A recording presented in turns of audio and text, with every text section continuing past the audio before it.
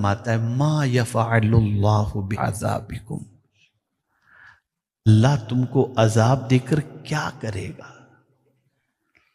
یہ تو ہے نہیں کہ وہ عذاب دے کر اپنی طاقت تم کو دکھنا چاہتا ہو کہ دیکھو میں کتنا پاورفل ہوں. نہیں، وہ اپنی طاقت دکھانا جب چاہتا ہے دکھا دیتا ہے. 32 سیکنڈ کے اندر زلزلے کے ذریعے دنیا کو ملبے کے ڈھیر میں تبدیل کرنے کی طاقت ہے اس کے اندر. سونامی کے ذریعے انسان کے بنائے ہوئے پلان کو چکنا چور کرنے کی طاقت ہے اس کے اندر.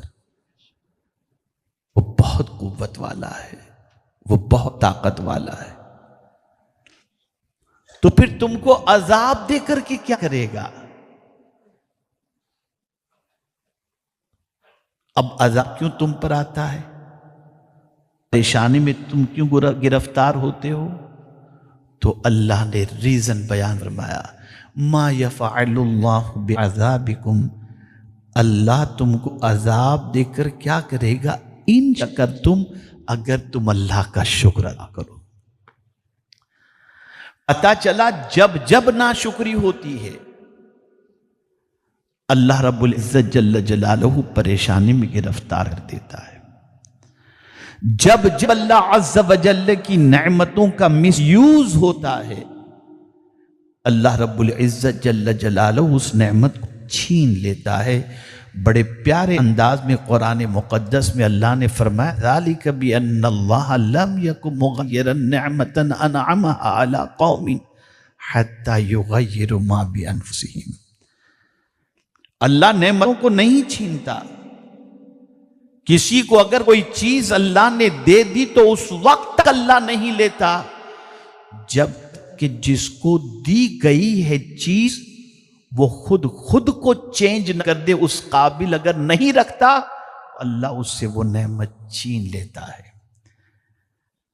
زمینیں ہمیں دیں، چھین لی گئیں، اس لیے زمین دی گئی تھی کہ زمین پر سجدہ کرتے، لیکن ہم نے زمین کو گناہوں پر گواہ بنایا.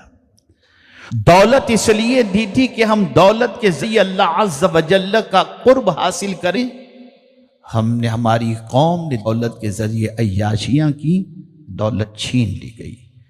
عزت و وقار کا تاج دیا گیا تھا، عزت و وقار کا تاج چھین لیا گیا، اس لیے کہ عزت و وقار جس سبب سے اللہ نے دیا تھا وہ کوالٹی اب انسان میں نہ رہی تو انسان سے وہ نعمت چھین لی گئی. اسی طریقے سے جتنی بھی نعمتیں اللہ دے رہا ہے اللہ چاہتا ہے کہ میں نے تمہیں نعمتیں دی ہیں، اگر تم میری عبادت کرنے والے بندے ہو تو جب جب میری نعمت ملے تب میرا شکر ادا کر. مجھے حیرت ہوتی ہے کہ اللہ نے ایک نعمت نہیں عطا فرمائی. نعمتوں کا عالم تو یہ ہے کہ خود رب فرماتا ہے وَإِن تَعُدُّوا نِعْمَةَ اللَّهِ لَا تُحْصُوهَا، اگر تم اللہ کی نعمت کو کاؤنٹ کرنا چاہو تو کاؤنٹ نہیں کر سکتے. جب اللہ کی نعمتوں کو کاؤنٹ نہیں کر سکتے تو اللہ کی نعمت کا شکر کیسے ادا کر سکتے ہیں؟ میرے پیارے آقا صلی اللہ تعالی علیہ وسلم کے پیارے دیوانوں، تو میرے کریم نے فرما دیا کہ یقیناً میری ساری نعمتوں کو تم کاؤنٹ نہیں کر سکتے، اور جب کاؤنٹ نہیں کر سکتے تو ساری نعمتوں کا شکر بھی نہیں بجا لا سکتے. تو بس اتنا کرو جس کے صدقے میں ساری نعمتیں میں نے عطا کی، بس میرے اس محبوب پر درود و سلام پڑھتے رہو، میری نعمتوں کا شکر ادا ہو جائے گا. میرے محبوب محبت میں گرفتار ہو جاؤ، ان کا ذکر کرتے رہو، تم کامیاب ہو جاؤ گے. اللہ نے فرمایا وَاذْكُرُوا آلَاءَ اللَّهِ لَعَلَّكُمْ تُفْلِحُونَ، اللہ کی نعمتوں کا ذکر کرو، اللہ تمہیں کامیابی سے ہمکار فرما دے گا. اے رسول اعظم صلی اللہ علیہ وسلم کے دیوانوں، میں بہت دور آپ کو لے جانا نہیں چاہتا. ڈیلی کی لائف کے اندر اللہ کی نعمتوں کا مس یوز جس طریقے سے ہو رہا ہے میں تھوڑا سا آپ کو اس سے قریب کرنا چاہوں گا کہ آپ ڈیلی کی پریکٹیکل لائف کے اندر اس کو محسوس کر سکیں اور ناقدری کو اپنے آنکھوں سے دیکھ سکیں۔ آپ دیکھ لیں، ہمارے یہاں اوکیشن ہوتا ہے، شادی وغیرہ کا فنکشن ہوتا ہے، اب اس میں آپ دیکھ لیجئے مس یوز کا معاملہ، کھانے کا، پیسوں کا، ان ساری چیزوں کا مس یوز ہو رہا ہے۔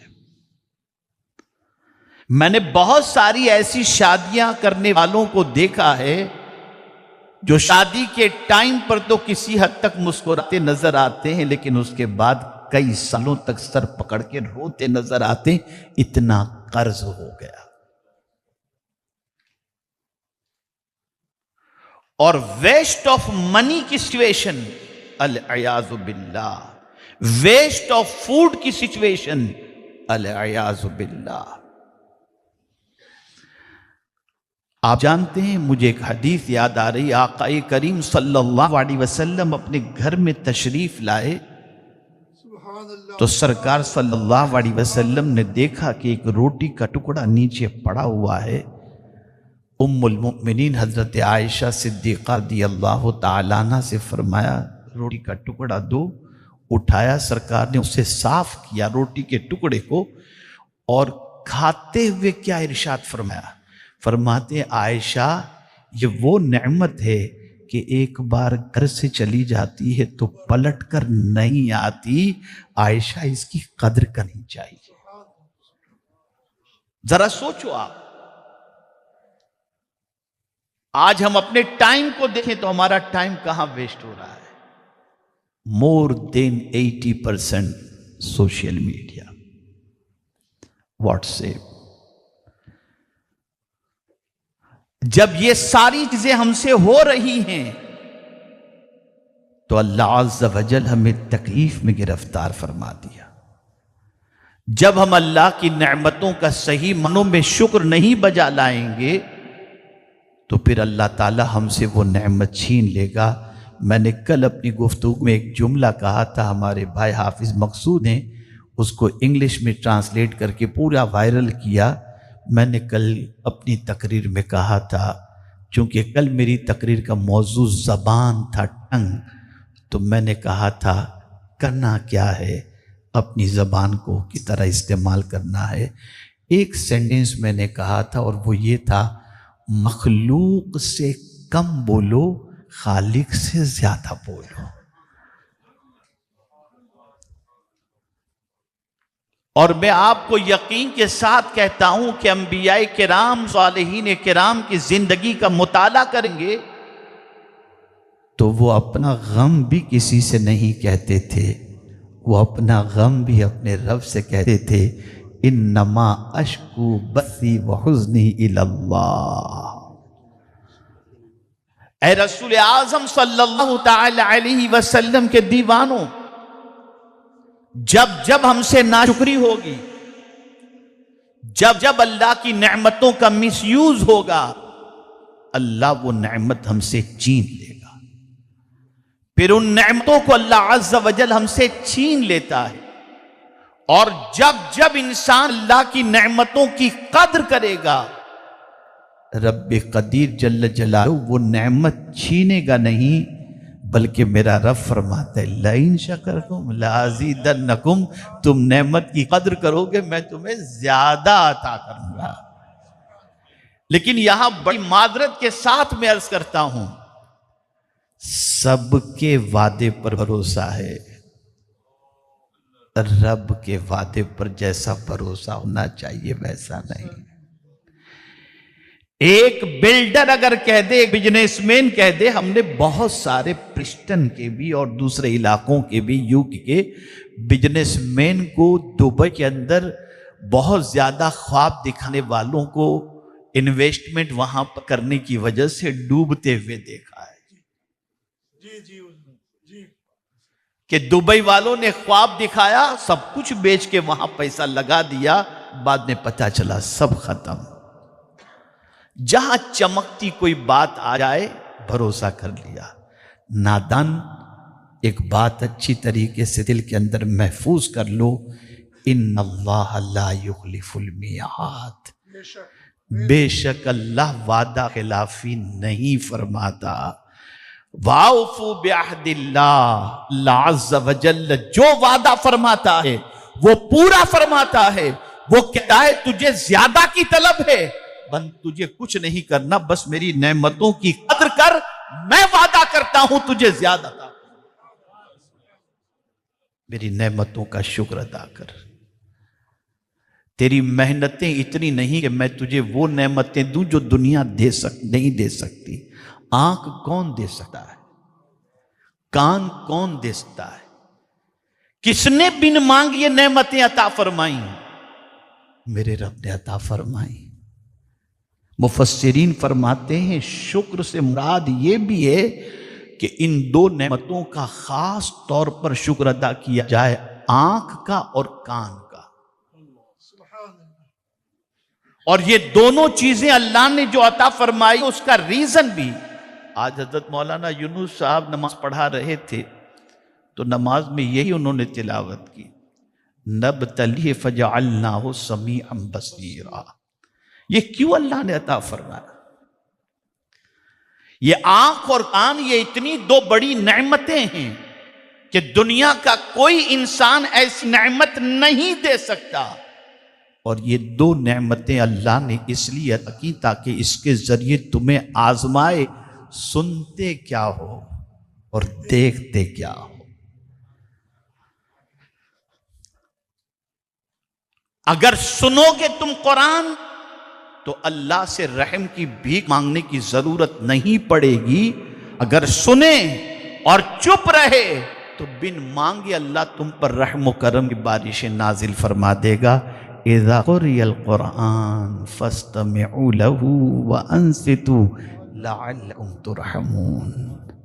آپ ذرا سوچو، جب قرآن پڑھا جائے چپ رہو اور خاموشی کے ساتھ قرآن سنو، اس لیے کہ کان تمہیں گانے سننے کے لیے نہیں دیے گئے،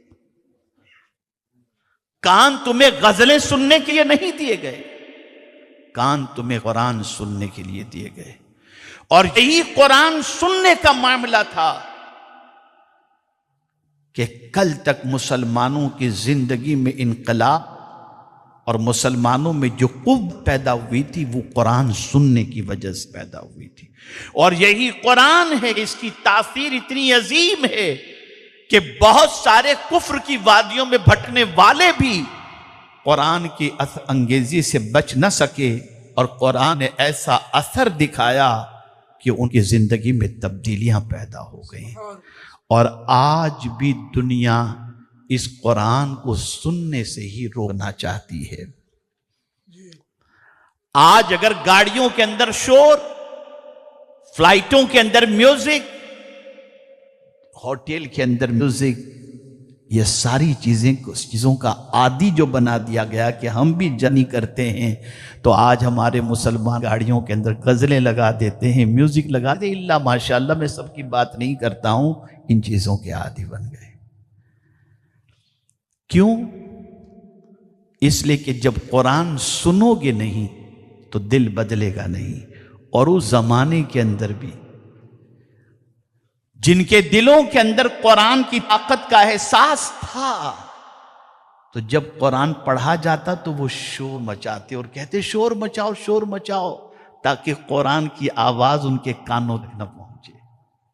آج اس شور کو عام کر دیا گیا۔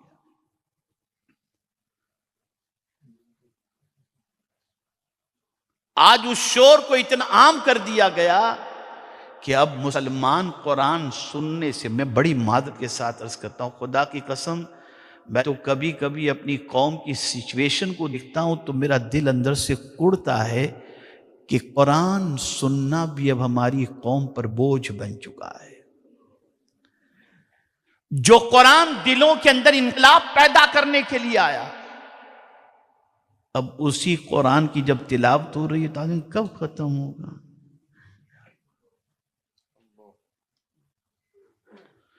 بے قراری کا علاج گانوں میں تلاش کرتے ہیں، غزلوں کے اندر، بے قراری کا علاج قرآن سننے کے اندر ہے، ڈپریشن کا سولیوشن قرآن کے اندر ہے۔ میرے پیارے آقا صلی اللہ تعالی علیہ وسلم کے پیارے دیوانوں، آپ اچھی طریقے سے ذہن کے اندر محفوظ کر لیں، آنکھ اور کان یہ دونوں بہت اہم چیزیں،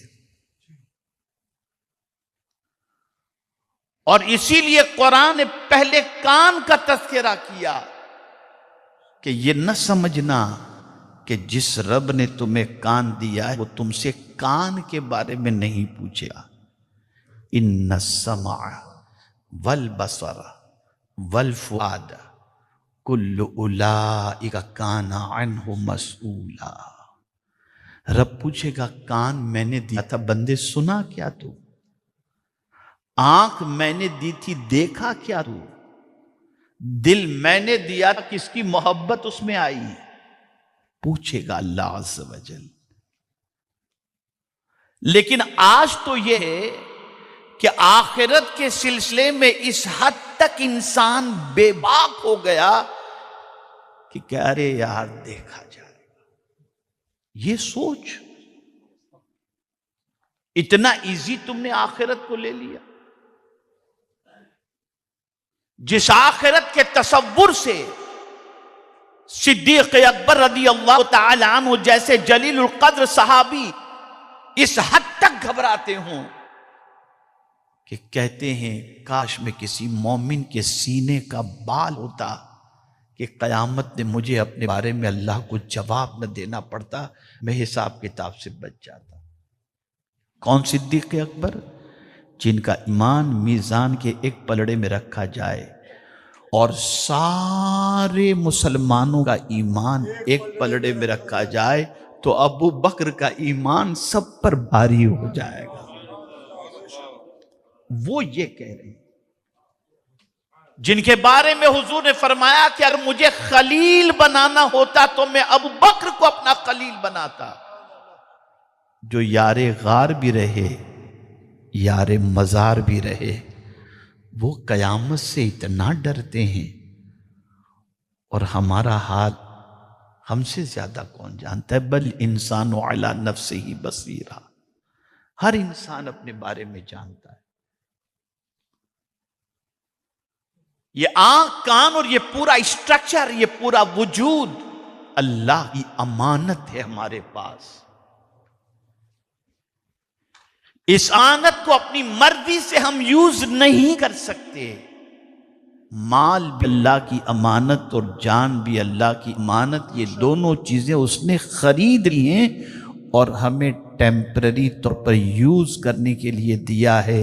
ایک انسان کہتا ہے میرا گھر، میری گاڑی، میری جو ہے وہ فیکٹری، میری شاپ، یہ سب اپنی چیزیں وہ بناتا ہے۔ جب آنکھ بند ہوتی ہے تو اللہ فرماتا ہے لے جا، تیرے کو تو کہہ رہا تھا نا یہ سب تیرا ہے، اگر لے جا سکتا ہے تو لے جا۔ اس وقت کچھ نہیں لے جا سکتا۔ جس کے بارے میں کہتا تھا میرا گھر نہیں لے جا سکتا، میری گاڑی نہیں لے جا سکتا، میری فیکٹری نہیں لے جا سکتا، ارے بھائی ہاتھ میں انگوٹھی بھی ہو تو بیٹا کاٹ کے نکالے گا، ابا نہیں لے جا سکتے۔ تو ہمارا ہے کیا؟ ہمارا تو کچھ بھی نہیں۔ اللہ گویا کہ یہ بتا رہا ہے بندے یہ صرف میں نے تجھے یوز کرنے کے لیے دیا تھا، جب تک تو نے یوز کیا تب تک تو نے یوز کر لیا، اب جب تیری زندگی مکمل ہوگی تو تیرا کچھ بھی نہیں، کل بھی میرا تھا، آج بھی میرا ہے، میں جسے دوں گا وہی اسے یوز کرے گا۔ سوچو۔ اب ایک بہت اہم نقطہ عرض کر رہا ہوں، پوری تقریر یاد رہے تو ٹھیک ہے، ورنہ اس سینٹینس کو ضرور یاد رکھنا، شاید کہ زندگی بدل دے یہ سینٹینس۔ ایک انسان جب مرتا ہے تو پیچھے والے رشتہ دار یہ کہتے ہیں کیا چھوڑ کے مرا؟ ڈائی چیک کرو، کمپیوٹر چیک کرو، فون چیک کرو، بینک کے اندر کانٹیکٹ کرو، کیا چھوڑ کے مرا۔ اور یہی مرنے والا جب قبر میں پہنچ جاتا ہے تو فرشتے پوچھتے ہیں کیا لے کر آیا؟ پیچھے والے کہہ رہے ہیں کیا چھوڑ کے مرا، اور فرشتے مرنے والے سے پوچھتے ہیں کیا لے کر آیا؟ جو چھوڑ کے جانا ہے اس کے لیے پوری زندگی ختم کر دیے، اور لے کر جانے کے لیے کچھ بھی نہیں ہے ہمارے پاس۔ ہم نے کوئی تیاری کی ساتھ لے جانے کی چیز کی؟ کوئی تیاری نہیں ہمارے پاس۔ عمل بھی ہے تو ایسا تو پتہ نہیں بارگاہ سمدیت میں مقبولیت کا درجہ رکھتا بھی ہے یا نہیں معلوم۔ سب کچھ ہمارا ناقص ہے، پھر بھی ہم اس دنیا میں مست ہیں۔ خیر، میں کہیں شکر کی بجائے کسی اور طرف چلا جاؤں تو آئیے پھر میں آپ شکر کی طرف لے آتا ہوں۔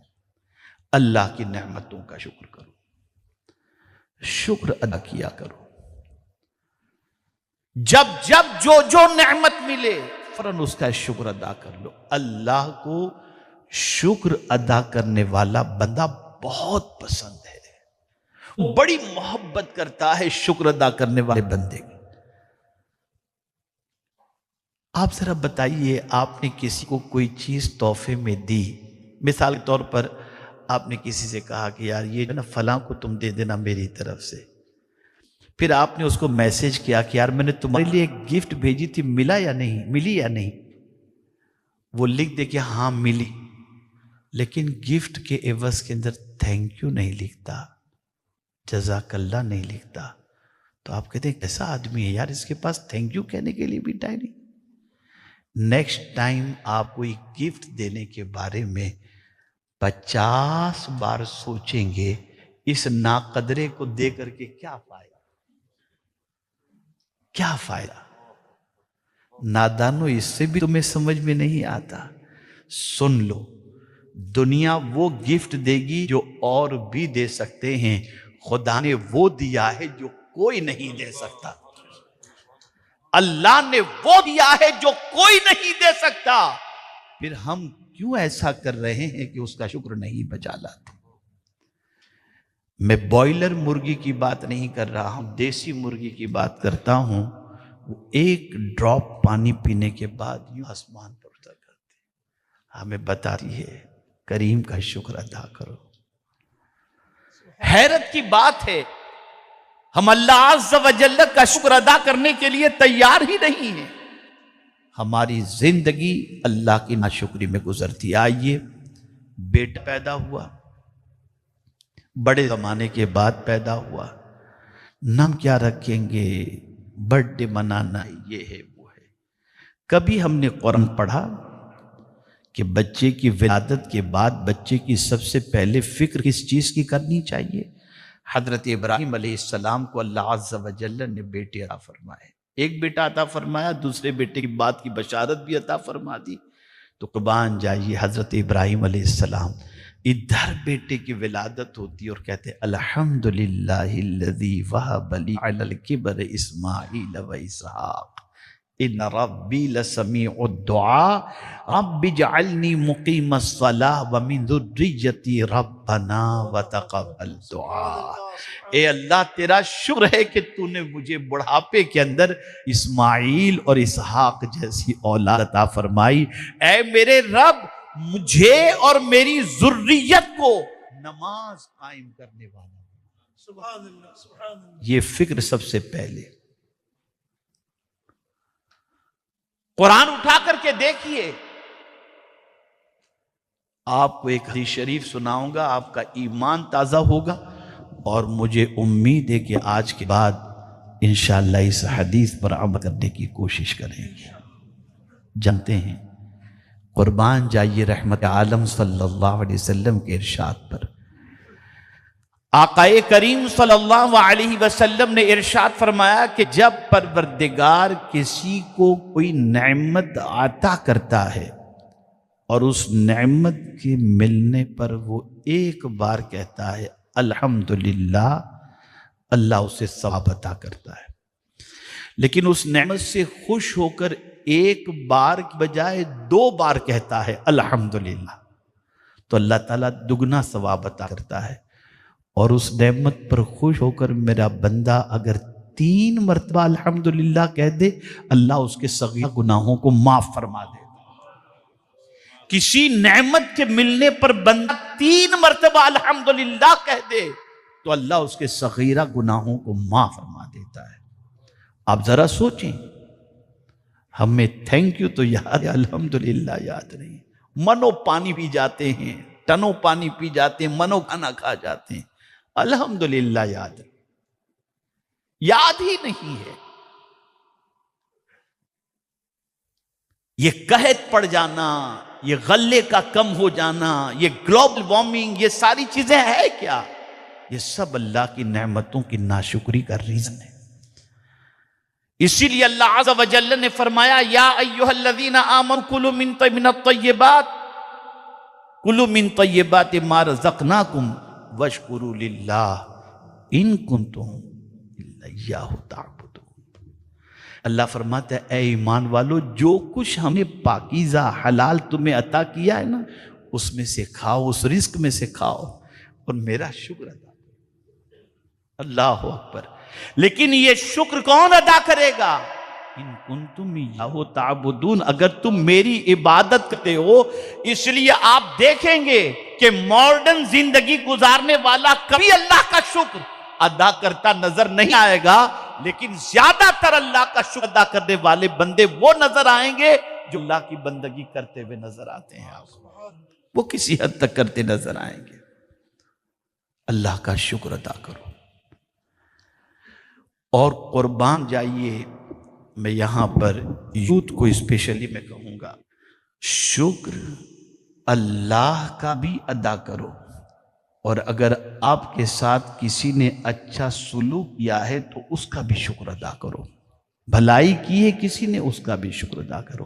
حضور صلی اللہ علیہ وسلم فرماتے من لم یشکر الناس لم یشکر اللہ، جو لوگوں کا شکر ادا نہیں کرتا وہ اللہ کا بھی شکر ادا نہیں کرتا۔ یہ شکر کی پریکٹس کرائی جا رہی ہے کہ جو تمہارے ساتھ اچھائی کرے اس کا تم شکریہ ادا کرو۔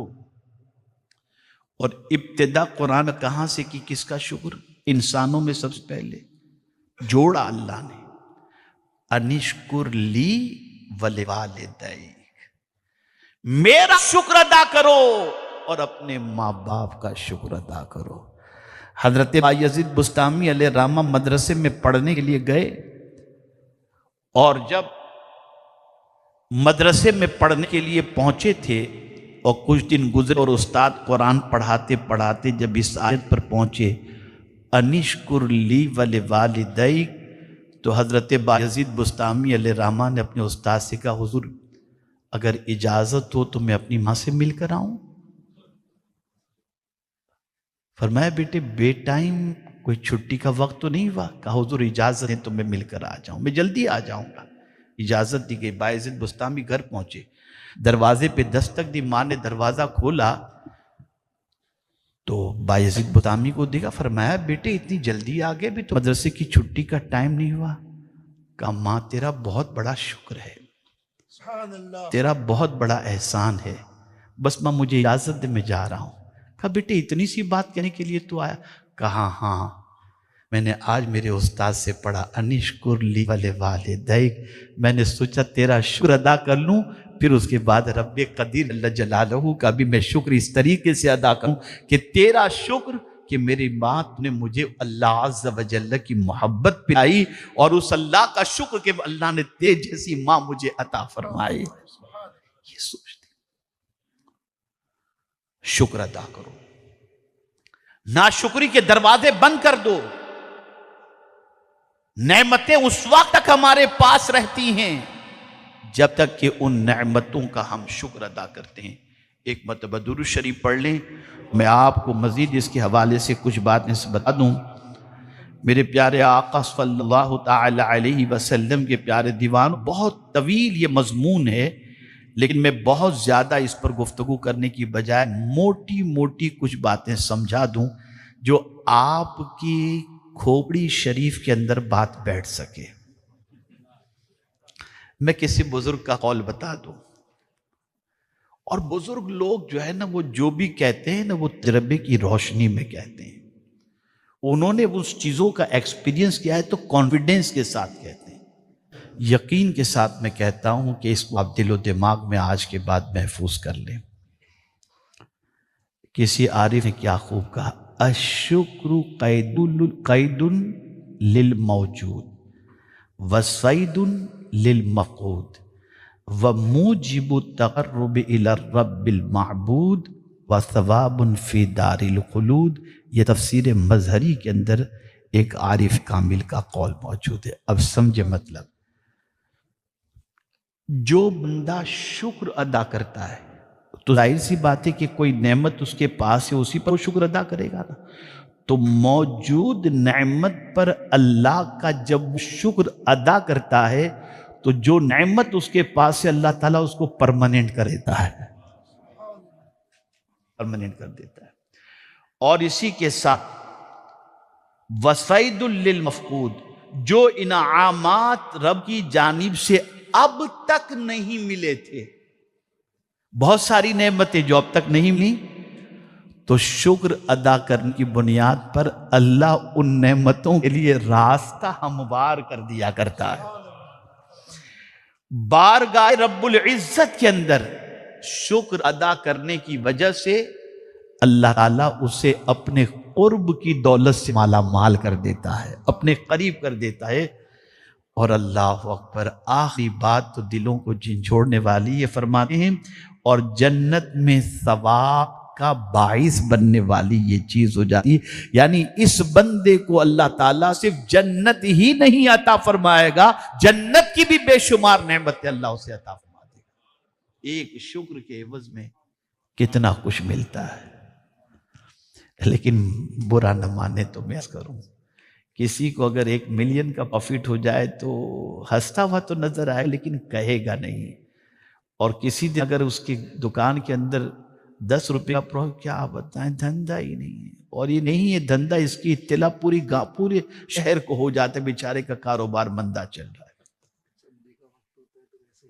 اور خاص طور پر ہمارے مولانا یونس صاحب قبلہ بتا رہے ہیں کہ جب چندے کا وقت ہوتا ہے تب یہ جملہ سب کے منہ سے زیادہ سننے کو ملا ہے۔ کیا ہو گیا ہے، کیا ہو گیا ہے، آپ سوچو تو صحیح یار۔ اتنی نعمتیں اللہ نے ہمیں عطا فرمائی، ہمیں شکر کرنے کا موقع نہیں ملتا۔ چلیے، حضرت ابن عباس رضی اللہ تعالی عنہما سے مروی ہے، اب وہ لوگ جو شکوہ شکایت کرتے ہیں ذرا وہ سن لیں حضور کیا ارشاد فرماتے ہیں۔ حضرت ابن عباس رضی اللہ تعالی عنہما سے مروی ہے کہ رسول اکرم صلی اللہ علیہ وسلم نے ارشاد فرمایا، اربع من اعطیہن فقد اعطی خیر الدنیا والآخرہ۔ جسے 4 چیزیں مل گئیں اسے دنیا اور آخرت کی بھلائی مل گئی۔ کتنی چیزیں بولیے؟ اب پہلی چیز، آقا کریم صلی اللہ علیہ وسلم فرماتے ہیں قلب شاکر، ایسا دل اس ملا جو ہر وقت میں اپنے رب کا شکر ہی ادا کرتا ہے، کوئی شکایت نہیں، کوئی کمپلین نہیں، ایسا اس کے پاس الحمدللہ الحمدللہ الحمدللہ۔ دوسری نعمت ولسان ذاکر، ایسی زبان اس کو ملی جو زبان اللہ کے ذکر سے ہمیشہ تر رہتی ہے۔ وَبَدَنٌ عَلَى الْبَلَاءِ صَابِرٌ، اور ایسا بدن کہ آزمائش پر وہ بدن صبر کرنے والا ہو، یعنی کبھی کبھی امتحان ہوتا ہے، بہت بخار ہے، بہت درد ہے، اور یہاں میں بتاؤں، میں کل تفسیر پڑھ رہا تھا، ما یلفظ من قول الا لدیہ رقیب عتید، اس کی تفسیر میں نے پڑھا کہ درد کی وجہ سے آدمی جو کر رہا ہے نا، اس کو بھی فرشتے لکھتے ہیں، اسے بھی لکھتے ہیں، اسے بھی فرشتے نوٹ کرتے ہیں۔ تو ایسا اللہ عز و جل نے بدن عطا فرمایا کہ آزمائش پر، یعنی اس بدن میں کوئی تکلیف ہے تو وہ شکوہ نہیں کرتا، صبر کرتا ہے۔ کسی کو اللہ نے یہ نعمت عطا فرما دی۔ اور پھر چوتھی کے سلسلے میں تھوڑا سا اچھی طریقے سے جو شادی نہیں کیے ہیں نا، وہ ذرا اس پہ توجہ دیجیے گا۔ وَزَوْجَةٌ لَا تَبْغِيهِ خَوْنًا فِي نَفْسِهَا وَلَا مَالِهِ، اور اپنے آپ اور شوہر کے مال میں خیانت نہ کرنے والی بیوی، یعنی ایسی بیوی مل جائے جو خود بھی محفوظ رہے اور اپنے شوہر کے مال کو اور اس کے مال کے اندر بھی کوئی خیانت نہ کرے، اسے بھی محفوظ رکھے۔ یعنی تکلیف کے اندر ایسا بدن جو صبر کرنے والا ہو، بیوی ایسی جو خیانت نہ کرنے والی ہو، اور اسی کے ساتھ زبان ایسی جو اللہ کا ذکر کرنے والی ہو، اور دل ایسا جو شکر کرنے والا ہو۔ حضور فرماتے ہیں جس سے یہ چار چیزیں مل گئیں، اسے دنیا اور آخرت کی بھلائی مل گئی، صرف دنیا کی نہیں، آخرت کی بھی حضور صلی اللہ علیہ وسلم نے فرمایا کہ بھلائی مل گئی۔ اس سے آپ اندازہ لگا سکتے ہیں کہ میرے پیارے آقا صلی اللہ تعالی علیہ وسلم کے پیارے دیوانوں، اللہ عز و جل نے کس طریقے سے شکر کا فائدہ، اور اس کے پیارے حبیب صلی اللہ علیہ وسلم نے شکر کا فائدہ رکھا ہے۔ میرے پیارے آقا صلی اللہ تعالی علیہ وسلم کے پیارے دیوانوں، آپ اس چیز کو اچھی طریقے سے ذہن میں رکھیں کہ شکر کرنے والے کو اللہ کتنا ثواب عطا فرماتا ہے۔ حضرت ابو ہریرہ رضی اللہ تعالیٰ عنہ سے مروی ہے کہ نبی کریم صلی اللہ علیہ وسلم نے ارشاد فرمایا، ان للطاعم الشاکر من الاجر مثل الصائم الصابر۔ سرکار فرماتے ہیں کھا کر شکر ادا کرنے والے کا ثواب صبر کرنے والے روزے دار کی طرح ہے، کہ جو روزے دار صبر کرتا ہے اس پر جو اسے اجر ملتا ہے، کھا کر کے جو اللہ کا شکر ادا کرتا ہے اللہ تعالیٰ اس کو اس روزے دار کی طرح ثواب عطا فرماتا ہے۔ میرے پیارے آقا صلی اللہ علیہ وسلم کے پیارے دیوانوں، آقا کریم صلی اللہ علیہ وسلم نے فرمایا، الایمان نصفان، نصف فی الصبر و نصف فی الشکر۔ ایمان دو حصوں کے مجموعے کا نام ہے، ایک حصہ اللہ نے صبر میں رکھا ہے اور ایک حصہ اللہ شکر میں رکھا ہے۔ میرے پیارے آقا صلی اللہ تعالی علیہ وسلم کے پیارے دیوانوں، اب حدیث شریف آپ کی سماعتوں کے حوالے کرنے جا رہا ہوں، اسے سن کر آپ کا دل باغ باغ ہو جائے گا، اور اللہ نے کرم فرمایا تو انشاءاللہ شکر کرنے والی زبان اور شکر کرنے والی طبیعت ہماری بن جائے گی۔ سنیے، آقا کریم صلی اللہ علیہ وسلم نے ارشاد فرمایا، اول من یدعا الی الجنہ الذین یحمدون اللہ فی السراء والضراء۔ جنت میں سب سے پہلے وہ لوگ داخل ہوں گے جو خوشحالی اور مصیبت دونوں حالتوں میں اللہ کا شکر بجا لاتے ہوں گے۔ خوشی ہو تو بھی اللہ کا شکر اور تکلیف ہو تو بھی اللہ کا شکر۔ قیامت کے دن اللہ عز و جل ایسے بندوں کو جنت میں پہلے داخل فرمائے گا۔ میرے پیارے آقا صلی اللہ تعالی علیہ وسلم پیارے دیوانوں، اب آخری بات عرض کر کے میں اپنی گفتگو کو ختم کرتا ہوں۔ میرے پیارے آقا صلی اللہ علیہ وسلم کے پیارے دیوانوں، یہ آپ کا کانفیڈنس آپ کے اندر ہونا چاہیے، اس لیے کہ میں اس رسول کی بات کر رہا ہوں جو رسول سچ کے علاوہ کچھ نہیں فرماتے، اور جو اپنی مرضی سے کچھ نہیں کہتے، اپنی مرضی سے کچھ نہیں، وہ زبان جس کو سب کن کی کنجی کہیں، اس کی نافذ حکومت پہ لاکھوں سلام، جو کہہ دیں۔ اور میں یہاں بتاؤں، آج تک علم غیب کے منکرین ہیں بھی، اور سرکار صلی اللہ علیہ وسلم کے سلسلے میں جو ہے وہ ایسی بات بھی کہتے ہیں جو غیب کے علم پر دلالت بھی کرتی ہے، انکار بھی کرتے ہیں علم غیب کا، اور پھر حضور کی غیب دانی کی باتیں جو ہیں جو سرکار نے بتائی وہ مانتے بھی ہیں۔ آج یوٹیوب پر آپ کو بھرا پڑا ملے گا قیامت کی نشانیاں، قیامت کی نشانیاں۔ کس نے بتائی آپ کو؟ کس نے بتائی بھائی؟ آپ ذرا یہ تو بتائیے، تو آپ کہیں گے حضور نے میاں قیامت کی نشانی 1500 سال پہلے حضور بتا رہے ہیں۔ آپ مان رہے ہو اس کو علم غیب نہیں کہیں گے تو اور کیا کہیں گے؟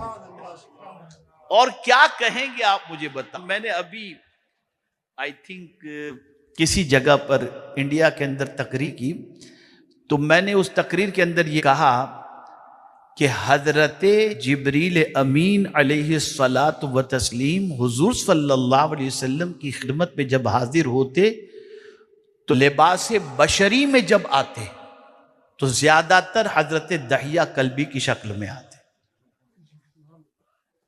سن رہے ہیں نا آپ؟ اس کی شکل میں آتے۔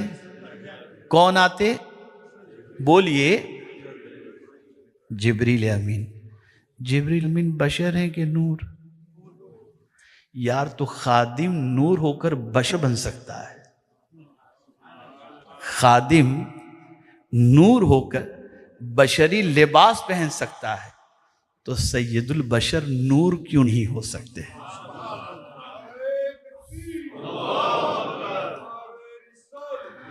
تو میرے پیارے آقا صلی اللہ علیہ وسلم کے پیارے دیوانوں، حضور صلی اللہ علیہ وسلم کا جو ارشاد آپ کی سماعتوں کے حوالے کر رہا ہوں، اس نیت سے سننا کہ یہ حضور کا فرمان ہے۔ ایک بار پہاڑ اپنی جگہ سے ہٹ سکتا ہے، لیکن حضور نے جو کہہ دیا وہ کبھی غلط نہیں ہو سکتا۔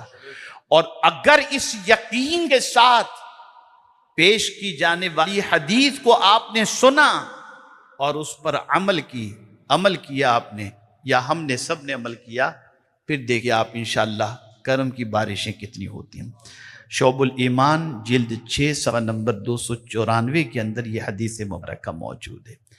حضرت عبداللہ ابن مسعود رضی اللہ تعالیٰ عنہ سے مروی ہے، وہ فرماتے ہیں کہ رسول اکرم صلی اللہ علیہ وسلم کو فرماتے سنا۔ کون حضرت عبداللہ ابن مسعود؟ جانتے ہیں آپ؟ اللہ اکبر، اللہ اکبر، اللہ اکبر، جن سے حضور قرآن سنا کرتے تھے، وہ جلیل القدر صحابی، اور کوفہ کو جنہوں نے علم سے بھر دیا، بہت جلیل القدر صحابی حضرت عبداللہ ابن مسعود رضی اللہ تعالیٰ عنہ۔ وہ کہتے ہیں کہ رسول اکرم صلی اللہ علیہ وسلم کو فرماتے سنا، جسے 4 چیزیں عطا ہو گئیں وہ 4 چیزوں سے محروم نہیں ہوگا۔ کیا سرکار صلی اللہ علیہ وسلم نے فرمایا؟ جسے 4 چیزیں عطا ہوئیں وہ 4 چیزوں سے محروم نہیں ہوگا۔ پہلی چیز، جسے دعا کرنے کی توفیق نصیب ہوئی وہ قبولیت سے محروم نہیں ہوگا۔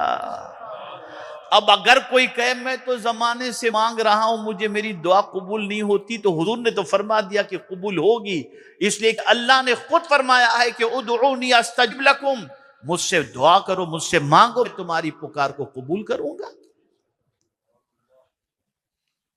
اب حضور صلی اللہ علیہ وسلم کی اس جملے کو پیش نظر رکھنا چاہیے، اور کبھی بھی دعا کے اندر کوتاہی نہیں برتنی چاہیے، مانگتے رہنا چاہیے، مانگتے رہنا چاہیے۔ جب حضور نے فرما دیا کہ وہ محروم نہیں رہے گا تو انشاءاللہ العظیم اس کی دعا رد نہیں ہوگی، اللہ کی بارگاہ میں ضرور قبول ہوگی۔ دوسری چیز، حضور صلی اللہ علیہ وسلم فرماتے ہیں جس سے شکر کرنے کی توفیق ملی وہ نعمت کی زیادتی سے محروم نہیں ہوگا۔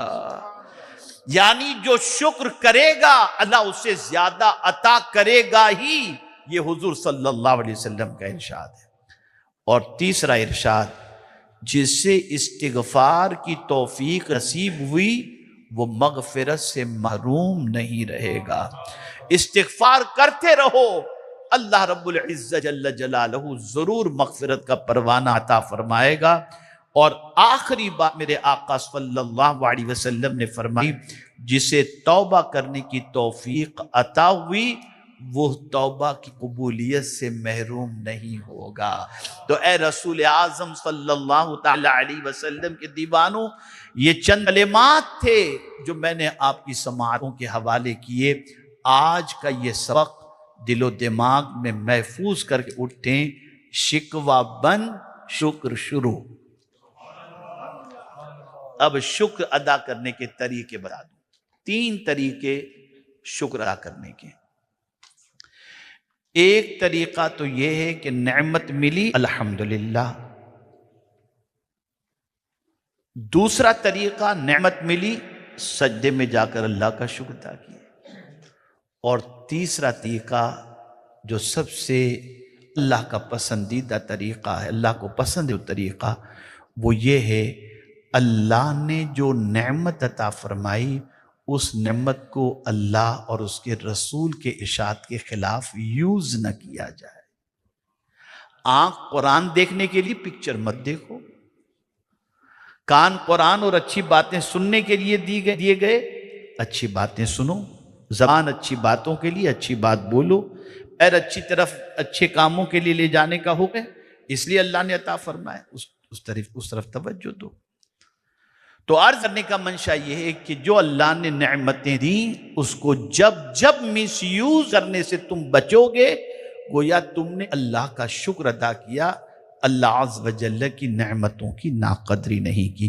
یہ چند کلمات خیر تھے اور میں سمجھتا ہوں شاید زیادہ میں نے وقت لے لیا، بس میں انہی کلمات پر اپنی گفتگو کو ختم کرتے ہوئے کہتا ہوں کہ شکوہ ہم نہ کریں، اللہ کا شکوہ کر کے کیا کریں گے۔ مجھے ایک بات یاد آ گئی، ایک بزرگ جن کے پاس چپل نہیں تھے یا جوتے نہیں تھے، وہ مسجد میں گئے، عید کا دن تھا، شیخ سعدی شیرازی رحمت اللہ تعالی علیہ، چپل یا جوتے نہیں تھے، مسجد میں گئے، خیال آیا کہ لوگ سوچیں گے عید کے دن بھی یہ چپل نہیں پہنا، جوتے نہیں پہنا، لیکن جب مسجد سے عید کی نماز پڑھ کر باہر نکلے تو دیکھا کہ ایک ایسا بندہ بھی باہر موجود ہے جس کی 2 ٹانگیں ہی نہیں، فوراً دوڑ کر مسجد میں آ گئے اور اللہ کا شکر ادا کیا، مولا تو نے چپل تو نہیں دی لیکن چلنے کے لیے ٹانگیں تو عطا فرمائی۔ محروم جن چیزوں سے ہو، یہ جملہ یاد رکھیے گا، جو چیزیں آپ کے پاس نہیں ہیں اس کے بارے میں غور کرو گے، ناشکری کا جذبہ پیدا ہوگا، اور جو چیزیں آپ کے پاس ہیں اس پر غور کرو گے تو شکر کا جذبہ پیدا ہوگا۔ اللہ تعالی ہم سب پر کرم کی نظر فرمائے اور خاص طور پر اللہ کی دی ہوئی نعمتوں کو مس یوز کرنے سے بچنے کی توفیق عطا فرمائے۔